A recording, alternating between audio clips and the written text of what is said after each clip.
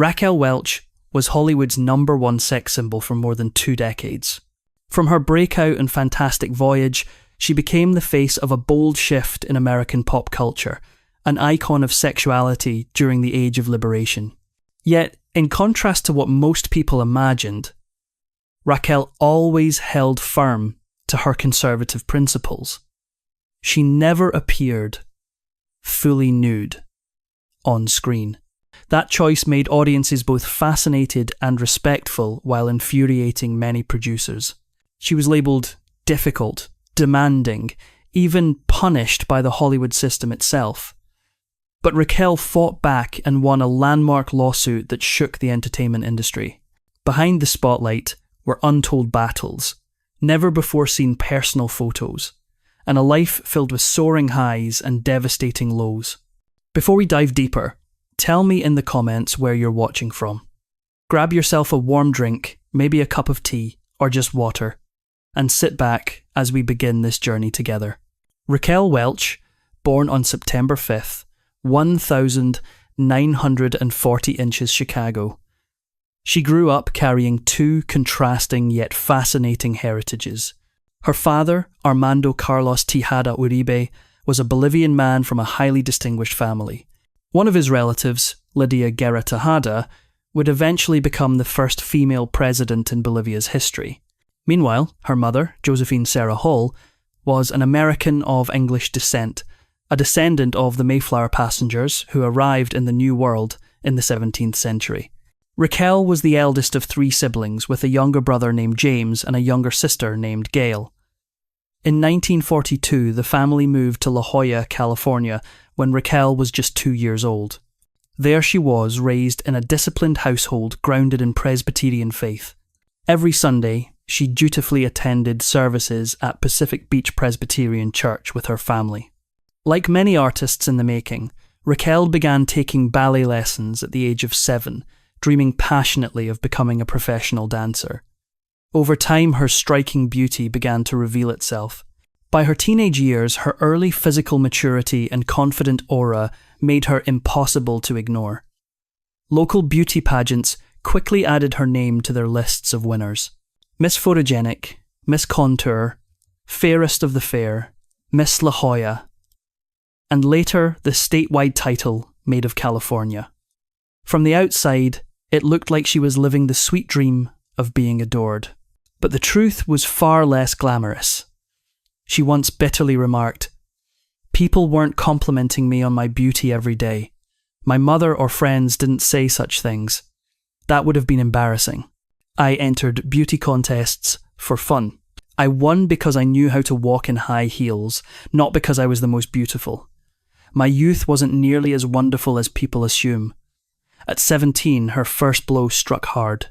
After a decade of intense training, her ballet instructor told her that her body was not suitable for professional dancing. At the same time, her family life shattered as her parents divorced. Raquel had no choice but to rise from the fragments.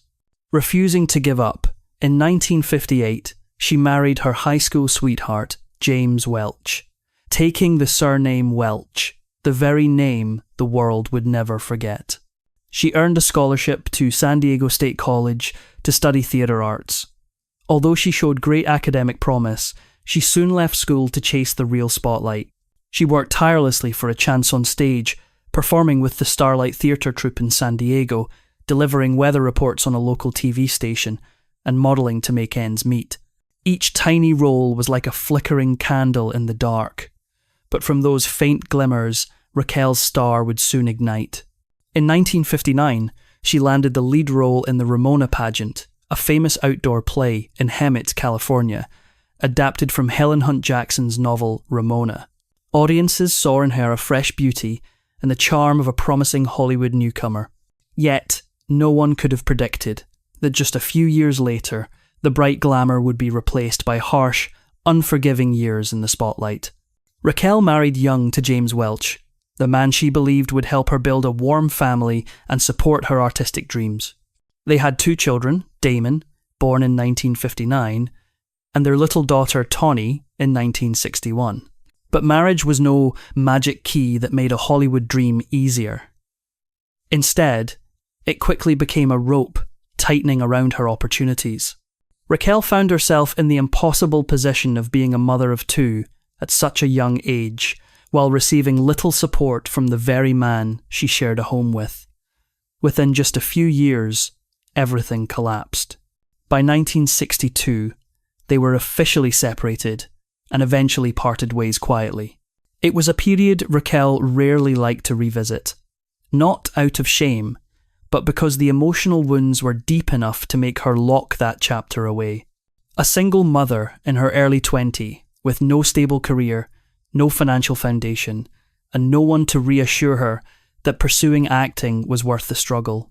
After her parents' divorce, each tried to rebuild their own lives, and they could offer her little more than practical advice: to give up the impossible dream. Determined to survive, she left California and the faint glow of the stage behind, moving to Dallas. By day, she worked as a model for Neiman Marcus. By night, she served cocktails in bars. Her smile, nothing but a mask, hiding constant worries. Her mother once handed her a copy of The Carpetbaggers, a novel exposing the brutal, ugly truths behind Hollywood's glamorous facade, hoping it would pull Raquel away from the film industry forever. But Raquel was never the type to surrender to warnings. The more she learned about Hollywood's cruelty, the more fiercely she wanted to prove she could survive it and conquer it. Fate still had plans for her. Instead of moving to New York, Raquel returned to Los Angeles in 1963. Her striking beauty helped her land appearances on television as one of the billboard girls on the Hollywood Palace, and small guest spots on the shows of Red Skelton and Danny Kaye. They were modest steps, but undeniable signs that the train of her dream was still waiting for her to climb aboard. It was during this period that Raquel met Patrick Curtis, a 8-year-old former child actor who had once appeared in Gone with the Wind and was now working as a talent manager. In a 1967 interview with Look magazine, Curtis recalled, "In Hollywood, girls usually looked more like Sandra Dee than Sophia Loren. I was shocked that someone so beautiful had been a scholarship student at San Diego State and even earned straight A's. We decided to team up and make her a star. I quit my job and we formed a company. We started Kurtwell like someone would open a gas station, a legitimate business venture. The key to success is always hard work." Curtis insisted that Raquel take 3 dance lessons and 2 vocal classes every week. He focused on shaping her image as a photographer's dream, aiming to position her as a true sex symbol capable of capturing Hollywood's attention. He also advised her to keep the surname Welch so she wouldn't be typecast as a Latina actress. Under Curtis's direction, Raquel showcased her physique in various settings: tennis courts, pools, beaches, to build visibility and establish her emerging persona. She also set strict rules for Curtis to ensure her image remained flawless. Raquel explained, "I have to know the situation, the atmosphere, the purpose of the event, what I should wear, how my hair should look, what I need to be prepared to say. I need everything required to make the strongest impression with my presence alone." This perfectionist approach to her public image would become a recurring theme throughout her career and often a source of major conflict behind the scenes. The transformation from beauty queen to sex symbol was paying off. In 1964, Raquel landed her first role on the big screen in Elvis Presley's musical film, Rouseabout. The movie drew audiences mainly for Presley and veteran star Barbara Stanwyck, while Raquel appeared only in a minor part. Later that year, she earned another supporting role in A House Is Not a Home, produced by Joseph E. Levine, and based on the sensational autobiography of famed Madame Polly Adler. Although the film premiered 3 months after Rouseabout, Raquel had actually completed her scenes earlier. She played one of Polly's girls in a gritty story set within New York's criminal underworld. Also featured in the film was Eddie Williams, who would later appear in Beyond the Valley of the Dolls. Raquel's name began to shimmer in the public eye when Life magazine featured her on October 2nd, 1,964 inches, a photo spread highlighting Hollywood's newest promising faces. A striking image showed Raquel standing beside Mia Farrow, a bold declaration that Hollywood's drought of glamorous women is over. That headline not only caught the public's attention, but also raised expectations among industry insiders. Just over a month later, on November 21st, 1964, Raquel walked the red carpet at the 12th annual Deb Star Ball at the Hollywood Palladium. The event was broadcast live on television and announced 10 stars of tomorrow, and Raquel's name was among them. It was a defining night, as many powerful Hollywood figures saw her in person for the very first time. During this period, she continued to make numerous guest appearances on television, including Bewitched, Mail's Navy, and The Virginia. She also worked as a billboard girl on the Hollywood Palace. Notably, Raquel auditioned for the role of Marianne Summers on Gilligan's Island, though the part ultimately went to someone else. It was disappointing, but one thing was clear. The doors of Hollywood were slowly but surely opening for her. In 1965, Raquel had only one film released, A Swinging Summer, a youthful rock and roll movie set at a sunny resort. Light-hearted and energetic, it wasn't a blockbuster, but it brought her closer to both audiences and Hollywood producers. She even contributed vocals to the movie's soundtrack, proving she was more than just a pretty face. She was versatile. Her next big break came when she was considered for the role of Domino in Thunderball, a James Bond film. Although the part ultimately went to Claudine Ogg, the mere fact that she almost became a Bond girl sparked an amusing phenomenon. Many people genuinely believed she had starred in a 007 movie.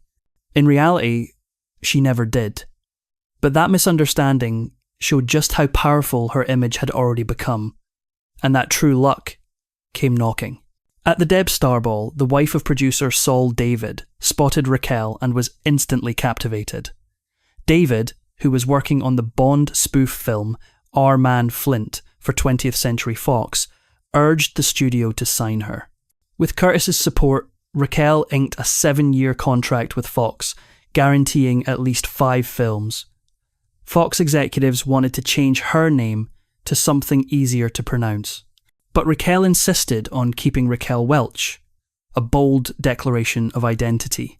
Although she didn't land the role in Our Man Flint, the studio had something bigger and more daring in mind: Fantastic Voyage. That was the turning point. Raquel was no longer just a fresh face. She was an icon on the verge of exploding into full stardom. Her path to the Hollywood A-list was now within reach. By the mid-1960s, Fox was no longer the powerhouse it had been when Marilyn Monroe was the studio's golden goose. After the massive financial disaster of Cleopatra, Fox shut down for 9 months. When it finally reopened in April 1963, the lot had shrunk dramatically from 282 acres down to just 76, with only 21 sound stages left in operation. At the centre of this rebuilding effort was Richard D. Zanuck. He had started out in the story and publicity departments, rising quickly through the ranks until he became the studio's guiding force in production strategy by 1962. By 1967, he was executive vice president in charge of production. But Fox was no longer built on ironclad, exclusive contracts with stars like in the old era. Audiences had changed the way they consumed entertainment. Movies were no longer the only spectacle in town. Television was quietly pulling millions of families back into their living rooms. Darryl F. Zanuck once admitted a harsh truth. Today's audience is a mystery. A filmmaker could pour their entire soul into a project. Critics might rave about it, but if the box office stayed cold, all those efforts would simply vanish into thin air. And that was exactly when Raquel Welch stepped into the chaos. Her second major role came in Fantastic Voyage, a science fiction adventure set in 1995.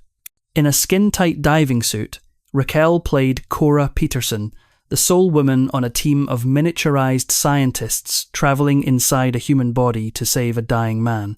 The story itself may not have been groundbreaking, but its technology and visual effects made Fantastic Voyage a milestone.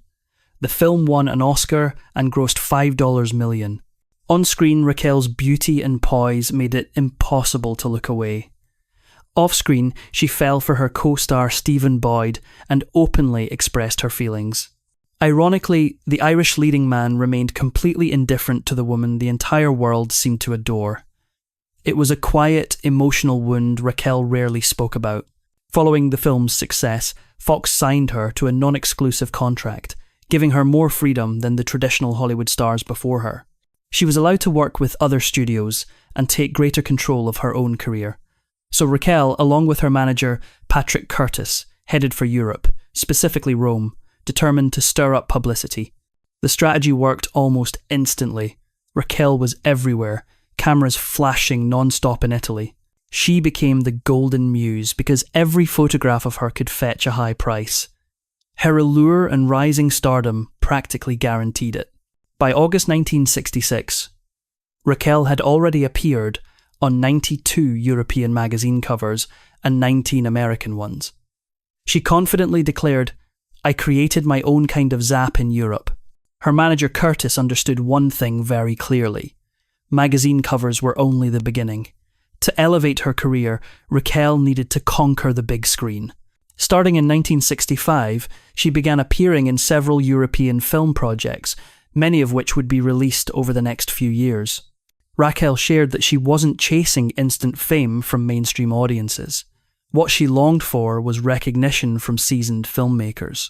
Her biggest turning point came when Fox loaned her to Hammer Studios in England to star in 1 Million Years BC 1966, a remake of the 1940 classic. The fur bikini she wore quickly became a sensation even before the film hit theatres. Paparazzi constantly released behind-the-scenes shots, transforming her into a brand new sex symbol. Much like how social media today can make a single image go viral worldwide, Raquel's prehistoric bikini photos spread at lightning speed through international press. The impact of those images lasted for decades. One of her posters even appeared in the iconic film The Shawshank Redemption, hanging in Andy Dufresne's cell as a rebellious symbol of escape. The film itself wasn't complex and stayed close to the original. Aside from Raquel, the highlight was the stop-motion effects by master animator Ray Harryhausen. With a bold marketing strategy, Fox pushed the movie with the tagline "Raquel Welch and the first bikini in history." Raquel played Lana of the Shell tribe, who falls in love with Tumac of the Rock tribe. She had only 2 simple lines of dialogue, relying mostly on her eyes and movements to convey emotion. Even with minimal dialogue, the New York Times praised her as a magnificent living monument to mankind. The movie grossed $2.5 million at the box office, cementing her status as Hollywood's ultimate beauty symbol. Yet, Raquel felt uncomfortable being labelled a sex symbol. She insisted she never sought attention solely through her body. She wanted to embody a refined inner allure like Sophia Loren. Another promotional photo, far more controversial, was taken by photographer Terry O'Neill, but it wasn't revealed until more than 30 years later. The image, titled Raquel Welch on the Cross, was both artistic and deeply personal. Raquel had been anxious about wearing the fur bikini, afraid the media would crucify her for revealing too much skin. That metaphor sparked O'Neill's creative vision. He immediately asked 20th Century Fox to bring in a wooden cross and shot a series of photos of Raquel crucified from various angles. The image was meant as a bold rebuttal to the criticism she knew would come, a symbol of how she felt judged and objectified by the media, who constantly insisted she relied only on physical beauty. But O'Neill, a Catholic, feared the photo would be seen as religious blasphemy, rather than a feminist artistic statement. So he held the images back for decades, likely preventing a firestorm of controversy. On February 14th, 1967, Raquel Welch married Patrick Curtis in a civil ceremony in Paris. She chose a short, daringly crocheted dress, so sheer it challenged every norm of the era. Within seconds, cameras exploded like fireworks. Reporters shoved their way forward, and the city hall turned into a chaotic stage. Raquel understood the power of imagery, and she deliberately made herself the centre of attention. That moment also marked the beginning of a new chapter full of challenges. Shoot loud. Louder. I don't understand. The European film Raquel hoped would be her artistic breakthrough ended up being a painful setback. She starred opposite screen legend Morello Mastroianni as Tanya Montini, a wealthy woman entangled with an unstable man. The idea sounded exciting, but the result was a box office disaster torn apart by critics. The insults were sharp as knives. She appears on magazine covers more than she does on screen. Now we understand why. Another critic mocked Crew. Her acting ranges from her bust to her hips. Right after that blow, Raquel returned to Hollywood in Fathom, a spy adventure film shot in Spain. The story was disjointed, the dialogue minimal, but Raquel's white bikini became the only thing audiences remembered. Critics were merciless. Roger Ebert even gave the film 0 stars. And yet there was a flicker of hope amid the accusations.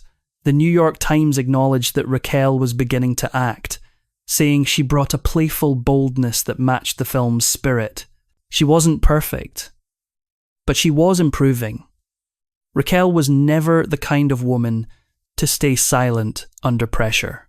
When tensions flared between her and co-star Anthony Franciosa on set, she responded with unwavering confidence.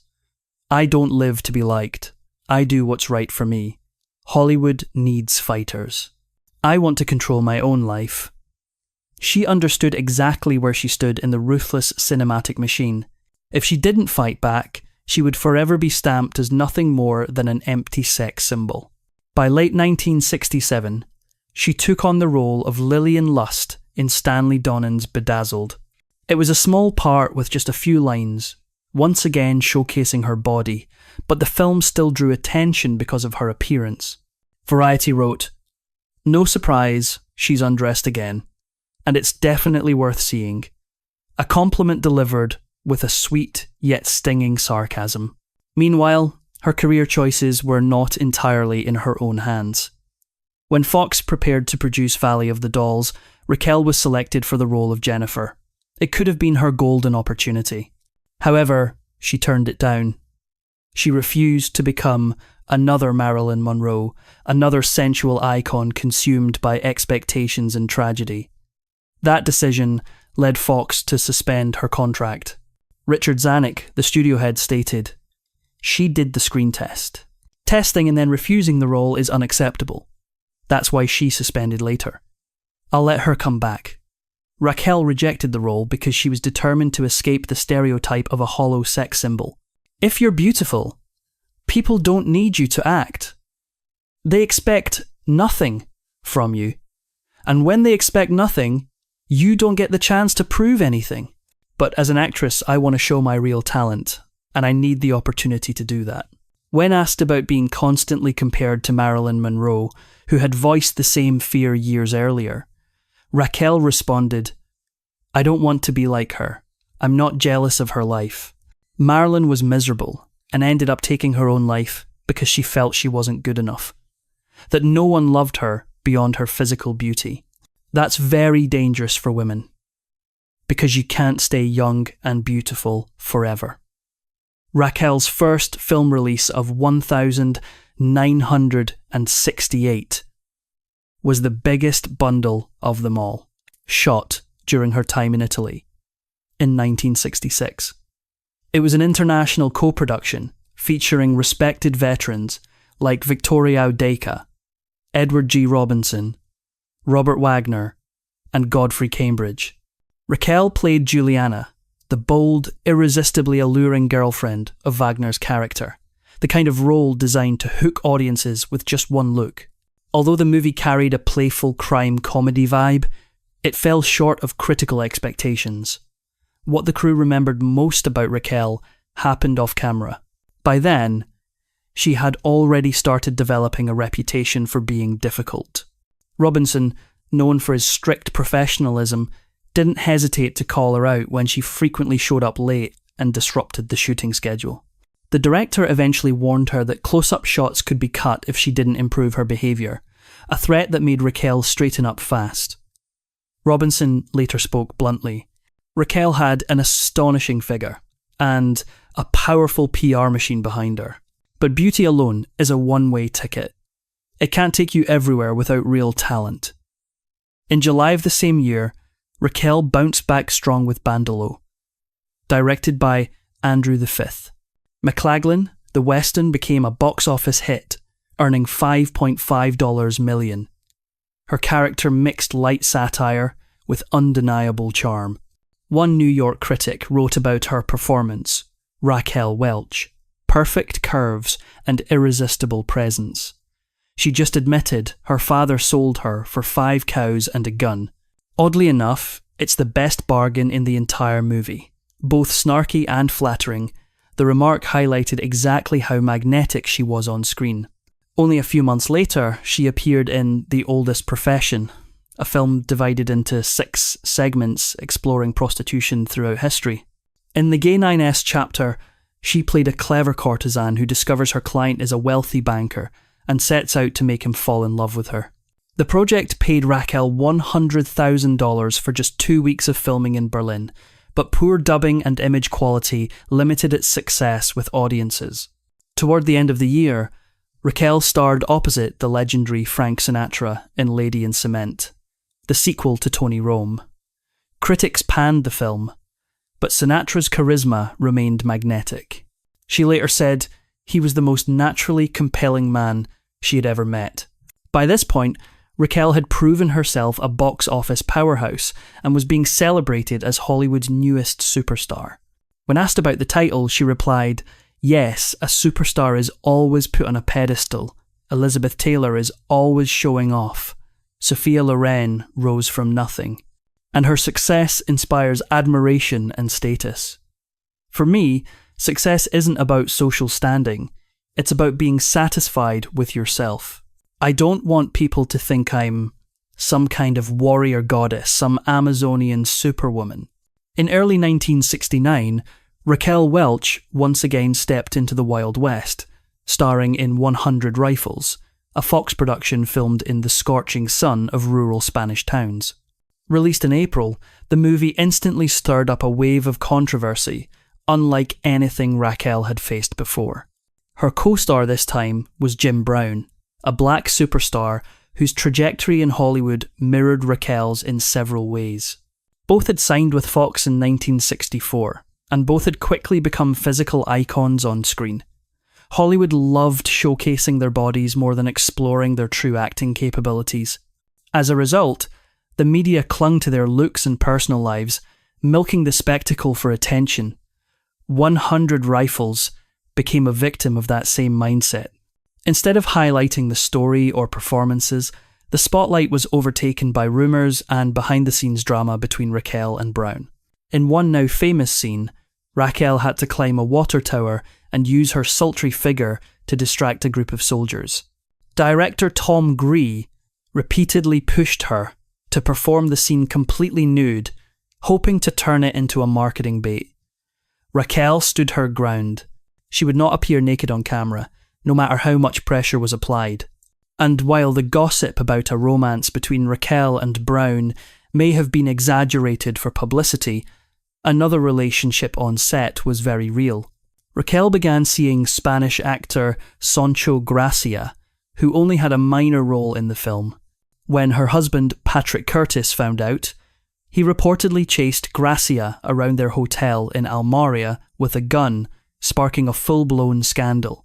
Raquel's second film of 1969 was Flare Up, released in November as part of a double feature. She played Michelle, a go-go dancer hunted by a psychopathic killer from Las Vegas to Los Angeles. The thriller-style role earned her more than $300,000, a huge paycheck for the era. What caught many eyes this time was that Raquel was no longer being exploited purely for her physical allure, except for a brief nightclub sequence at the start. Fox was clearly experimenting, eager to prove she could stand on her own without relying solely on sex appeal. From that mindset came a bold decision. Fox purchased the rights to Gore Vidal's controversial novel Myra Breenidge for a film adaptation.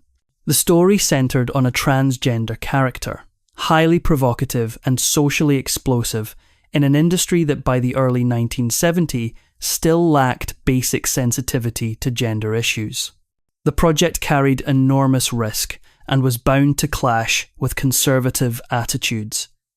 Yet Fox believed that very boldness could spark a breakthrough.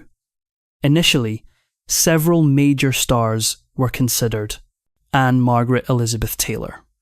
But in the end, it was Raquel Welch who landed the role, a choice meant to guarantee public attention while pushing her beyond the label of Hollywood's hottest sex symbol.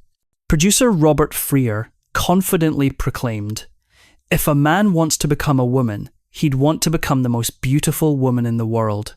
He'd become Raquel Welch," a comment that sounded flattering on the surface, yet wore a troubling layer of disregard for the transgender community. Raquel accepted the part for $200,000 and told the press she was determined to prove her true acting ability. Her bombshell image had launched her to fame, but it had also shackled her opportunities. Myra to Raquel represented a door to artistic freedom. No one knew that this same door would soon open into a nightmare. The production assembled a lineup of larger-than-life personalities. Fox even persuaded Mae West to return to the screen after years of retirement, playing a glamorous talent manager. Audiences buzzed with anticipation for a fierce showdown between two iconic beauties of two different generations. But from the very first days on set, chaos began to unfold. Director Michael Sarn was unlike any professional director Hollywood had ever seen, and not in a good way. He would make the entire crew wait for up to 7 hours simply because he needed to think. The budget spiraled out of control, production dragged endlessly, and unnecessary scenes piled up with no clear purpose. His idea to splice in random clips from old movies later triggered a chain reaction of lawsuits. Actor Rex Reed, who appeared in the film, bitterly remarked, "This is the movie where lawsuits fly everywhere." Richard Zanuck at Fox was nearly driven insane watching the chaos unfold. He recalled that producer Robert Fryer quit the production not once, but 3 times. Clashing egos erupted daily. Anyone could be fired at any moment, including Zanuck himself. Screenwriter David Gare, originally trusted by Gore Vidal to adapt the novel, was so furious at SA that he made a shockingly dark comment. "In a world where the Kennedy family can be assassinated, I don't know why nobody shoots SA." Meanwhile, Raquel and Mae West were heading straight into a Cold War of diva proportions. West had inserted an outrageous clause in her contract. No one else in the film was allowed to wear black and white costumes except her. When Raquel showed up in a black dress with white trim, West exploded. The wardrobe team was forced to dye the trim pale blue to avoid violating the rule. Yet on film, it still looked white. The battle between the two goddesses had officially begun. Farrah Fawcett, making her feature film debut in Myra Breenidge, became collateral damage in this war. At first, West refused to film with her because she was blonde. Farrah had to dye her hair. Then Raquel noticed that Farrah's new hair colour looked a bit too much like her own, so she objected as well. Eventually, they settled on a blend between West's and Welch's shades. Still, Mae West held all the power. She received top billing, exclusive rights to black and white outfits, and complete freedom to write her own dialogue. Critics later tore the film apart. Gene Sile wrote, "Cheap eroticism and sloppy direction have replaced wit and mystery," and that was one of the kinder reviews. Herb Kelly of the Miami News was far more brutal. "I hereby nominate Myra Breenidge as the worst movie ever made. Nothing can top its tastelessness and boredom." Even Geidel himself disowned the film, calling it a terrible joke. For a while, this humiliating disaster looked like it might mark the end of Raquel Welch's movie career altogether. Yet despite everything, Raquel still found opportunities to prove herself in the 1970s. January 1970 marked her comeback across multiple fronts with the release of The Magic Christian, a shocking satirical comedy stacked with big-name stars. And Raquel appeared in just a single scene. She played a whip-wielding nun who briefly appears on a lavish cruise ship symbolising the film's message that everyone has a price. Even with only a few seconds of screen time, tabloids went wild. Promotional posters were plastered with Raquel brandishing a whip. She understood perfectly. Sometimes one glance is all it takes to make audiences remember you forever. Not long after, she set the stage on fire at the 42nd Academy Awards. Leaning seductively toward the microphone, she presented the Best Visual Effects category and mischievously quipped, and here are two of them right here. A playful nod to her famous curves, and instantly the hottest moment of the night. It was the kind of bold charm only Raquel Welch could pull off. If someone said that in the 21st century, the room might freeze in terror. Times change. But Raquel's name always finds a way to spark conversation. When New York Daily News asked how she viewed her career at that point, Raquel responded with a level of honesty that startled many. She admitted most of her roles had been camp imposed by the studio rather than chosen by her. If the role is stereotyped, I'll still give it everything I've got. No one can tell me to stay small. It was a declaration of self-ownership in a Hollywood full of labels and limitations. That same year, she starred in her own CBS television special titled Raquel, featuring legends like John Wayne, Bob Hope, and singer Tom Jones. Raquel even dared to parody Mae West, the very woman who had once treated her as a mortal rival.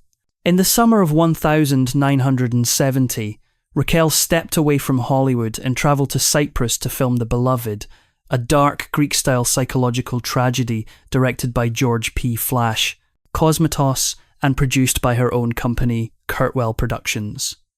Raquel no longer wanted to be just a decoration on screen.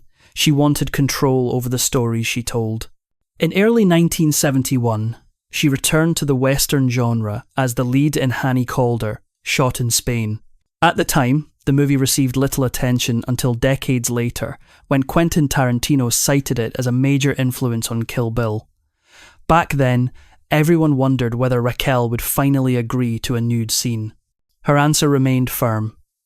I don't understand why nudity is so important. 90% of those scenes are a letdown. Raquel enjoyed being admired, but only on her own terms. What I do on screen has nothing to do with my private life. I live quietly. I don't like noise. Her boundaries were non-negotiable. In 1972, Kansas City Bomber cast Raquel as a tough roller derby athlete fighting to survive both on the rink and as a single mother. Life magazine called her a blazing flame on roller skates. During filming, she broke her wrist but kept working. While recovering, she flew to Budapest to shoot Bluebeard with Richard Burton. Not long after, she made a striking entrance at Elizabeth Taylor's birthday party, despite not being invited. It was the same fearless attitude that had propelled her into Hollywood years earlier. Bold, breathtaking, unapologetic. That December, Raquel made her nightclub debut at the Las Vegas Hilton, performing before Elvis Presley himself. Even in a room full of icons, she commanded the stage like no one else.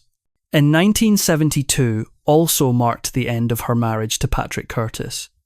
Rumours of infidelity swirled. Curtis once claimed that Raquel had terminated a pregnancy while they were married, something she never confirmed. If true, it would contradict the conservative political stance she adopted later in life. People, of course, are always more complicated than the slogans they choose. In 2014, Raquel explained that her traditional values came from her Midwestern mother. She had strongly supported the Vietnam War and even performed for troops alongside Bob Hope. Raquel could be seductive and rebellious, yet her beliefs were firmly rooted in her own worldview. After the divorce, she remained a tabloid magnet through romances with football star Joe Namath, producer Robert Evans, and comedian Freddie Prinze. No matter who she loved, no matter how closely the world watched, she always carried herself with the bold confidence of someone who understood her own worth. In the late 1970s, Raquel Welch began dating Andre Weinfeld, a French-American producer and journalist whose looks were never considered industry standard in a business obsessed with physical perfection. The French press crew dubbed them Beauty and the Beast. It may have sounded like a harmless joke to some, but to Raquel it was a deep cut. She had grown too used to being viewed as a walking statue, while the man beside her was dismissed as someone riding on his wife's fame. Yet, Andre became her strongest emotional anchor. On July 5th, 1980, they chose Cabo San Lucas, Mexico, as the place to exchange vows. It wasn't a lavish Hollywood wedding, but a rare private moment between two people trying to leave behind all the whispers and mockery. Raquel truly believed she had finally touched peace. But that peace was fragile. In early 1983, during what was meant to be a rekindling getaway in Martinique, Raquel suffered a miscarriage at just 3 months pregnant. Physical pain was one thing, but the shattering of her dream of becoming a mother again left her hollow. Andre stayed by her side, holding her up with quiet devotion, but life wasn't done testing her. Right then, Raquel's career was swept into another storm. MGM's film Canary Row was supposed to be her triumphant comeback to the big screen. Instead, it marked the beginning of a years SL-long battle. She was suddenly fired from the role, accused of breaching her contract simply because she preferred to do her own hair and makeup at home. The young and rising Deborah Winger instantly replaced her, and Raquel was labelled difficult and a fading diva, clinging to old-fashioned star treatment. Many would have taken that slap and walked away quietly. Not Raquel. She refused to let her reputation be buried under lies. With attorney Edward Masry, she filed a lawsuit against MGM seeking $24 million. The studio retaliated ruthlessly, smearing her character in the press. Headlines mocked it as the last desperate thrash of a has-been beauty queen. But this time, the jury didn't side with power. They saw a woman wronged. Raquel won and was awarded $10 million. When she raised both fists to the sky in the courtroom, it wasn't just the joy of a victor. It was the voice of countless actresses who had been belittled and dismissed for generations. However, that victory came with a price. She later admitted, "I kept my dignity, but I traded away my future in Hollywood." From that moment on, leading roles in major films stopped coming her way. The irony was that Canary Row itself turned out to be a complete flop, earning just over $5 million domestically. MGM lost money, but Raquel lost her trust in the industry she had helped make glamorous. Unwilling to give up, she pivoted to television and the stage. In 1982, she starred in the Western TV film The Legend of Walks for Women, playing a Native American woman in 19th century Montana. That same year, she was considered for the iconic role of Alexis Carrington in Dynasty, alongside Elizabeth Taylor and Sophia Loren, but Joan Collins ultimately won the part. Raquel also stepped onto the Broadway stage in 1982, replacing Lauren Beale in Woman of the Year for 2 weeks while Beale was on vacation. Taking over for Beale was intimidating, but critics praised Raquel's performance. The following year, she was invited back on a new 6-month contract. In 1987, Raquel played the lead in the TV movie Right to Die, portraying a college professor and mother with ALS who decides to end her life with dignity. The role earned her a Golden Globe nomination for Best Actress. By 1992, her marriage to Andre Weinfeld had ended. Raquel entered quieter romances, seemingly trying to protect a heart that had endured too much turmoil, but love was never gentle with her. In 1996, she dated former boxing champion Gary Stretch, a man younger than both of her children. That same year, she met Richard Palmer, owner of the Mulberry Street restaurant chain. They married 3 years later. Yet, the relationship felt like a gamble, lacking trust. Palmer was accused of using her name to gain access to VIP social circles. They separated in 2003. Professionally, Raquel kept reinventing herself. She joined Central Park West even as the show neared cancellation and delivered delightful comedic turns in Sabrina the Teenage Witch and Seinfeld, where she charmingly poked fun at her own image. Despite decades of fame, Raquel struggled with her own identity. She once tried to hide her Latin heritage and endured mockery for her heavy Mexican accent early in her career. Only in 2002 did she confidently embrace her roots on screen through roles in American Family and Tortilla Soup. It was as if she had finally allowed herself to be her full authentic self. Her last publicly known romance was with producer Nigel Lithgow in the early 2010s. Still, love never provided her with lasting peace. The only permanence in her life seemed to be faith. A devoted Presbyterian, Raquel regularly attended a small church in Glendale. She described it as a place of simplicity and kindness, a world away from Hollywood's glittering spotlight. In her final years, Raquel quietly battled Alzheimer's disease. On February 15th, 2023, she passed away from cardiac arrest in her Los Angeles home at the age of 82. Her daughter, Raquel Welch, continues on the artistic path her mother once carved. Raquel Welch had long been viewed as Marilyn Monroe's heir, the fiery red, brown-haired sex symbol of the 60 and 70 with a flawless hourglass figure. Playboy called her the most desired woman of the era. The press described her as a living monument of beauty, but Raquel never allowed that allure to define her entirely. She was strong, independent, and unafraid to challenge Hollywood's power structures to claim respect. Being a beauty icon often made her misunderstood, judged, especially as social standards shifted over time.